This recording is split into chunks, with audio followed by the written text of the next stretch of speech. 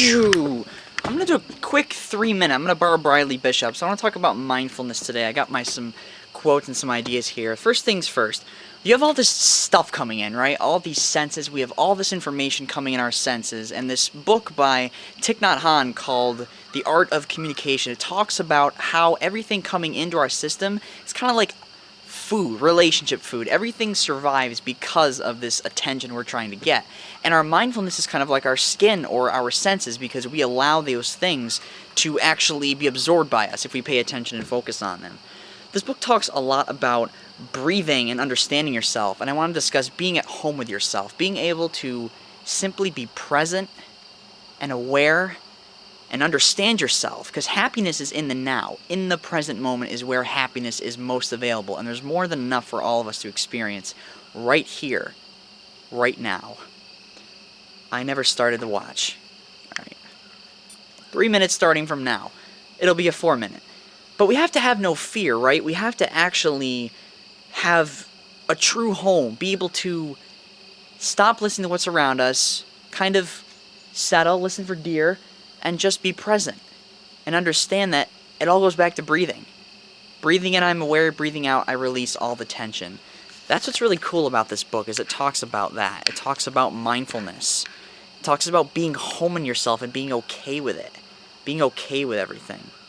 We're grabbed by perceptions a lot. If we keep on thinking too much and we're not present, we can kind of start on this runaway momentum train where we think too much about things. Mindfulness compared to a phone, if you have a blocked mind and you want to use a phone to connect with others compassionately, a phone's not going to help you if your mind is blocked. Thought that was really neat too. We consume to escape sometimes. Sometimes we go on the internet, we feel lonely, and we think consuming the internet and talking to people on the internet is going to make us feel better. But if we're not home with ourselves, it doesn't. Vlogging and writing letters and nourishing yourself first. That's being at home. This is being at home before I upload this. This is talking to myself. This is reflecting.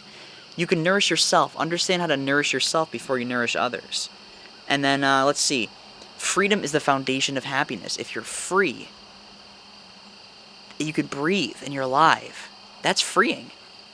That's very freeing. Relationships depend on the capacity to see others' aspirations and sufferings and be able to relate to that. Be able to see how you suffer to understand how others suffer, because we're all human. That's the beauty of it. And this leads us to the intention to want to understand and help people instead of prove everything right, instead of escaping what we should be embracing on the inside. We should be understanding ourselves and our fears and our aspirations and our feelings in order to understand others. That's being curious. Curious about yourself leads you to being curious about the world. Seeing the world as a puzzle to be solved, right?